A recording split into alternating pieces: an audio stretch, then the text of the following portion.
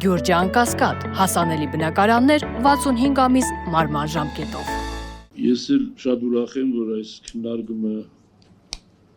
լինում է մանավանդ իրավաբանների եւ իրավագետների մասնակցությամբ։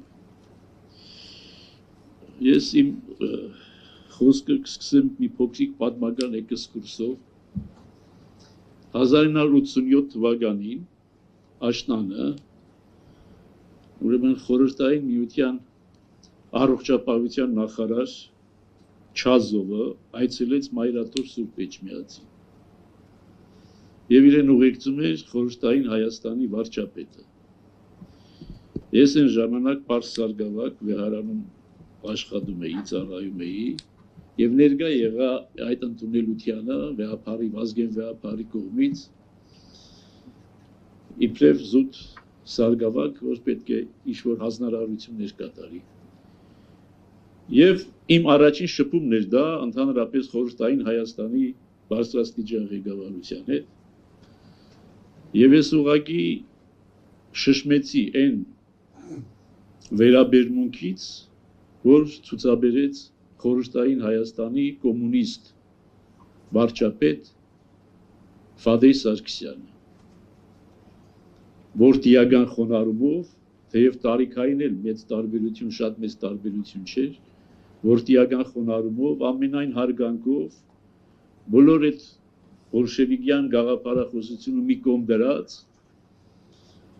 եւ հարգելով այն հանգամանքը եւ այն ինստիտուտը, որ ներկայացնում էր Վազգեն վեհապարը։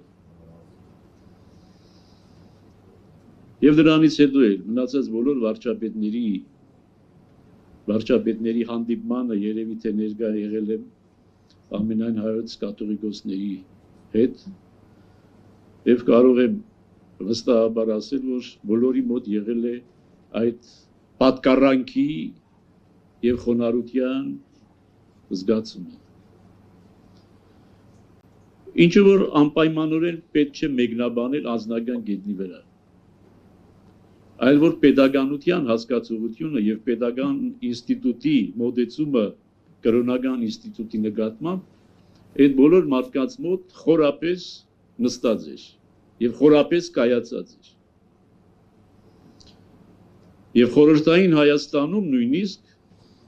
պետական ինստիտուտները շատ ավելի կարևորում էին գոնե 70-80-ական թվականներին շատ ավելի կարևորում էին եկեղեցու դերը եւ նշանակությունը, քան անում է այսօրվա, այսպես ասած, անկախ Հայաստանի իշխանությունը։ Եվ սա է մեր մեծագույն ցավը, իբրև հոգեվորական, որ անկախ Հայաստանի պայմաններում մենք պետք է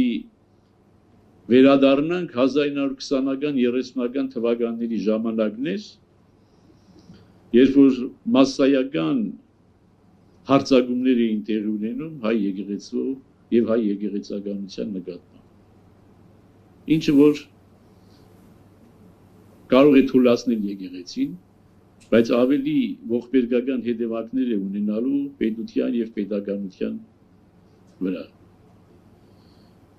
Եվ ես այնքան մտահոգված չեմ այդ հարձակումներից իբրև եկեղեցական, որքան մտահոգված եմ այդ հարձակումներից իբրև Հայաստանի Հանրապետության լիիրավ քաղաքացի։ Եվ ես լիիրավը միշտ շեշտում եմ, որևիցե մեկը իրավունք չունի հոգևորականին, որը միայն Հայաստանի Հանրապետության քաղաքացիություն ունի եւ ուներ հնարավորություն ուրիշ քաղաքացիություններ ունենալու եւ չի ունեցել,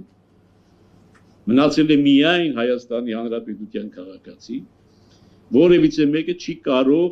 սահմանափակել այդ քաղաքացու իրավունքները։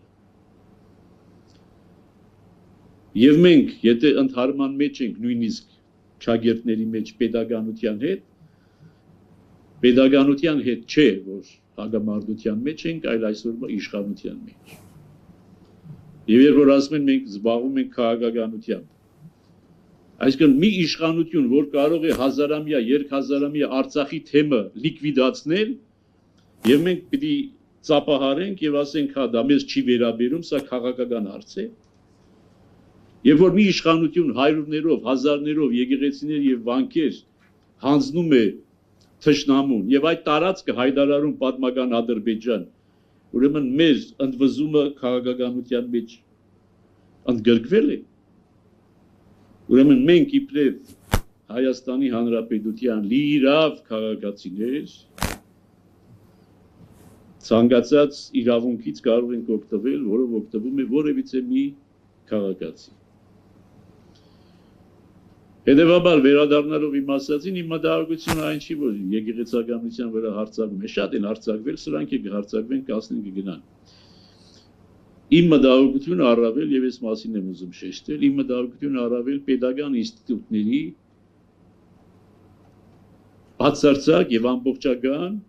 եւ ասված մի առաստրի, որ անվերադարձ լինի, կոլապսն է։ Այսինքն վարչապետի պաշտոնը զբաղեցնող անձը մտել է մի տարածք, որ իրենը չի, եւ ինքը ոչ մի իրավունք չունի, ոչ որպես քաղաքացի, ոչ որպես վարչապետ մտնելու, բայց մտել է, եւ պետական ինստիտուտները իրեն չեն ասում, թե այս բանը մի արա։ Այսինքն չկա ազգային անվտանգության ծառայություն, որ ասի գիտես ինչ, ազգային անվտանգության սպառնալիք է եկեղեցին փոխել քայքայել ներսից։ Չկա ազգային անվտանգություն փաստացի, որ չի սովորեցնում այսօրվա իշխանությանը, թե ինչպես պետք է մոդենալ եկեղեցուն։ Չկան ուժային կառույցներ, որոնք ասեն, որ արտարադատության նախարարություն, որոնք ասեն, որ գիտես ինչ, դու օրենք ես խախտում, սահմանադրությունն ես խախտում, իրավական նորմերն ես խախտում, մտնում ես մի տարած, որտեղ իրավունք չունես մտնելու։ Ոչ միայն պետություն եկեղեցի հարաբերությունների կոնտեքստում, այլ նաև մարդու անձնական կյանքի հետ կապված։ Ոչ մեկը եւ ոչ մի անձնավորություն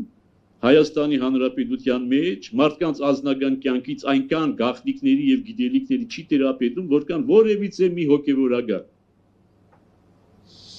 Չի կարող որևիցե մեկը հոգեվորականի չափ գաղտնիքների տիրապետել։ Ուրիշների կյանքի վերաբերող, ոչ թե սեփական, ուրիշների կյանքի վերաբերող։ Բայց ոչ մի հոգեվորական դա չի օգտագործում իբրև շանտաժի միջոց։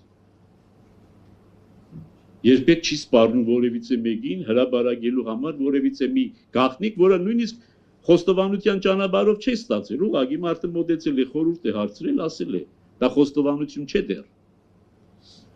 Որևիցե մի հոգեվորական շանտաժի չի ենթարկվում։ Իսկ այս մարդը պետական շանտաժով է զբաղված, եւ ուրեմն արտարադատության նախարարությունը չի ասում, թե պարոն, այս օրենք ես խախտում, հանցագործություն ես կատարում։ Քննչական կոմիտեները քրեական գործեր չեն հարուցում։ Առաջին տիկին համարվողը մանկապղծության մեղադրանք է ներկայացնում, անորոշ, անդեմ, հայ եկեղեցու հոգեվորականների նկատմամբ եւ քրեական գործ չի հարուցված, եւ քրեական գործ չի հարուցվում։ Առողջապահության նախարարությունը չի տեսնում, որ առաջին անձը, որը զբաղեցնում է դատորը, հոգեգան լուրջ խնդիրներ ունի։ Այսինքն ոչ մի ինստիտուտ չի աշխատում այս երկրում, ոչ մի կառավարական, ոչ մի պետական ինստիտուտ չի աշխատում։ Հետևաբար իմ մտահոգությունը, սա ասեմ եւ վերջացնեմ, երևի ժամանակը այո լրանում։ Պետական ինստիտուտների լիակատար կոլապսն է։ Որովհետև եթե պետական ինստիտուտները աշխատում են, վարչապետը չի կարող իրեն պահել այսպես։ Ոչ էլ առաջին տիկին կոչվածը, որ առաջին տիկին չի կարող իրեն պահել այսպես անպատասխանատու։ Որովհետև այդ պետական մարմինները պետք է զսպեն։ Դրա համար գոյություն ունեն, որպեսզի զսպեն։ Եվ հետևաբար ես ավարտելով ասեմ, որ շատ ուրախ եմ, որ այստեղ իրավաբաններ, հաստաբաններ, իրավագետներ են հավաքված, ովքեր պետք է այս ձայնը բարձրացնեն, որ ոնց կարող է պետական ինստիտուտները, որոնք կոչված են այդ հարցերով զբաղվելու, այդ հարցերով չեն զբաղվում եւ լիակատար թողել են բախտի քմահաճույքին, թե տեսնենք, թե ամեն առավոտ ինչ-որ մի հոգեգան լուրջ խնդիրներ ունեցող անձ ինչ կգրի եւ ամբողջ ազգը կզբաղվի այդ գերազում։